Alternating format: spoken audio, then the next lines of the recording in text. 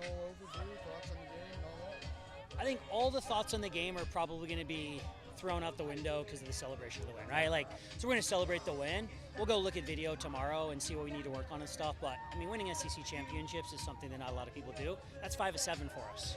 So it's not just we won one. I mean, that's a consistent level. We had a ton of injuries and kids stepping up, and just really proud of it. They earned that one for sure. You mentioned 5 of 7, just that consistency that you guys have built over the years, and I guess just what has been the biggest hurdle to getting to that, and then to have that success that you've now seen? Yeah, it's all sorts of hurdles, right? First of all, it's players. You lose players every year, and we've lost, I mean, generational players every year. I mean, you could go through the list, and it's the who's who of Arkansas Razorback soccer players, and people just keep stepping up. And then this team, super young, injured, all these other coaches make excuses. They just never did. I mean, we lost all 3 holding mids, we lost backs, we lost goalkeepers, and people just continue to step up. So super proud of them. And then to go through all of that, like, I know that having been in practices and everything, you guys have gone through a lot this season, be it injuries or some consistency here and there. Just how much more does that make this moment special for you and all that? Yeah, I mean, it was Wagner's second goal of the year. It was Anaya's first goal of the year. It was Aaron's third. I mean, you just had different people stepping up every game, and that was the thing that I'm just proud of them. I mean, because so many people lose players to graduation and injury, and then it's like, woe is me, and they say next man up, but it's not. This team just keeps competing. Beth feel good afterward? No, it's freezing. It's awful. I guess, given the situation coming into the day, just kind of where was the team at given what happened at Brazil? It was our best week of training all year, and training for this group has been an adventure. I mean, we've been all over the place. I mean, you've been at some, like, right? So this was the best week of training, and we just said, hey, when you have a good week of training like that, you feel different going into the match. You know, we went to Georgia, it just wasn't a great week of training, and we didn't feel prepped. This week, they were buzzing from the start. We didn't really talk about the championship. I mean, we talked about we're playing a good OU team. We didn't really talk about it. I mean, now they're not stupid. They know. But we didn't really talk about it. Like, we just said, hey, we got another game, and we're going to win this game, and go from there. And then for Anaya to finally break the dam kind of late in the first half, did that kind of open up? Yeah, she's been playing holding mid quite a bit, and we needed someone up front, and she went in and scored it. And not just a goal, like she had a couple nice chances and really played well. Coach, you mentioned the adversity that you guys went through. Who do you consider an unsung hero? I mean, if I'm being honest, 29 of them. Like, I mean, you could pick Evie Vitale, steps in, recruited to be the backup, has to play, 9, 10, 11 games. I mean, you got all the back line. I mean, Dee played spot minutes at attacking mid last year. She played 90 minutes in every game in the back. You got Anaya and T. I mean, there's so many of them. You would ruin it if you mention names. There's just so many of them. Like, every game is someone different, I feel like. This time next week you'll be in Pensacola. Just your thoughts on heading up? Yeah, I mean, they're another games, right? And, like, sometimes people make, because we made all the finals and stuff, but, like, for us, we got another game. We're going to figure out who we play. We're going to prep for them. We're going to take a couple of days off. Like, we try not to get too high or too low with the magnitude of the game and just say, okay, we got another game. How do we win? You mentioned, obviously, the adversity of different players stepping into different roles. I know you've had to shift players, play them out of position, or new positions, I guess would be a better term. But just, talk about that depth, how much that led to this. This is the first year we've been able to play every player. I mean, we played Notre Dame, Iowa in the first week, and I think we played 23 field players.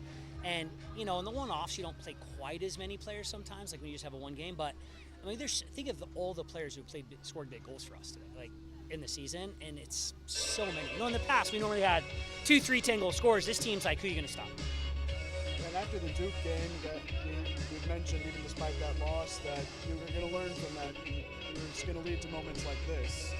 Just looking back at that, just what is the most gratifying part of the team's growth that you've seen? I mean, it's certainly gratifying. Like, we played a tough schedule. We just kept saying, hey, it's going to pay dividends. Like, we just got to stay with it. And they did. And that doesn't always happen. Like, early on, we kind of went through some funky stages and training and stuff, but, like, we got on a roll. Vibes are high. I think they have big goals. And then for you guys to win this title, obviously with a lot of young players who are probably going to be returning next season and beyond, I guess just how big is the experience of winning something like this for yeah, just playing in big games. Like, you got to play in big games because you don't totally know what you don't know.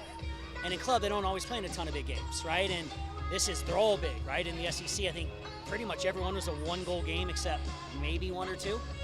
And they just grinded. And I like to give Sammy, at least we didn't get the shutout, so at least I can say, hey, we scored 3 goals, But, even I sat out a game and we won. Like we just said, like, it's next man up. Like my worry level when I got the red card was honestly a 0.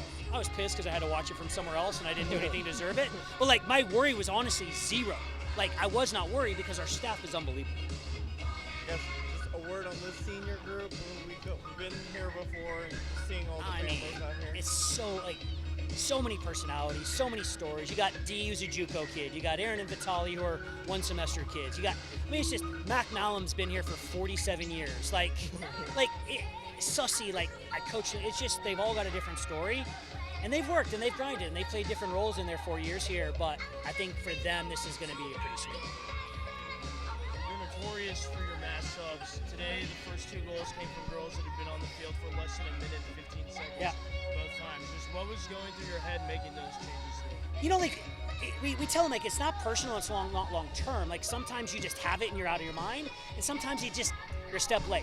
We felt like the forward started really well for 15 minutes, hit a little bit, and then we we just kept putting players in and Anaya hasn't played forward all year for us.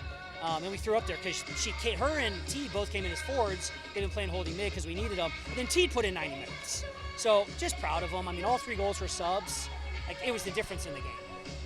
And then today was a great defensive game, probably one of the best of the year.